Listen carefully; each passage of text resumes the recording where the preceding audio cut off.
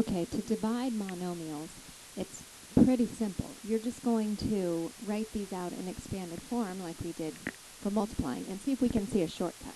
So this means I have 5 C's on the top and I have 7 C's.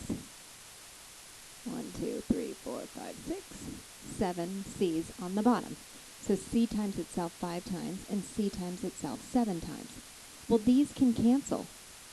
1 on the top, 1 on the bottom, leaving me with 1 over C squared.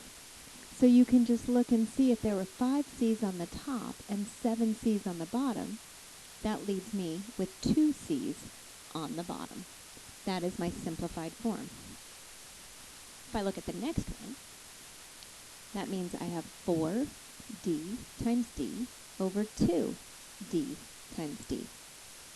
Well, my D's cancel, 2 on the top, 2 on the bottom, and 4 divided by 2 cancels down to 2 over 1.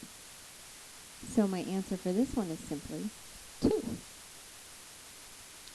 Okay, now let's look and see what happens if we get a little more complicated. So we have 45 on the top times x times x times y times y times y times y times y. On the bottom, we have 18 times x times x times x times y. So if we just start canceling terms, a y cancels with a y, another y with another y, an x with an x, an x with an x,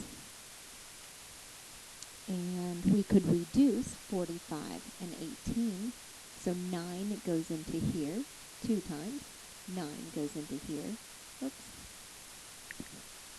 5 times.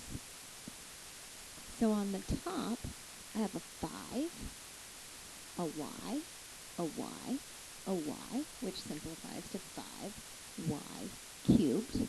And on the bottom, I have a 2, an x, and that's it. So looking back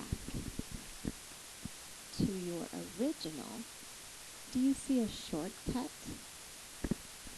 to get from 45x squared y to the 5th over 18x cubed y squared, leaving you with 5 over 2, 1x on the bottom, and 3 y's on the top?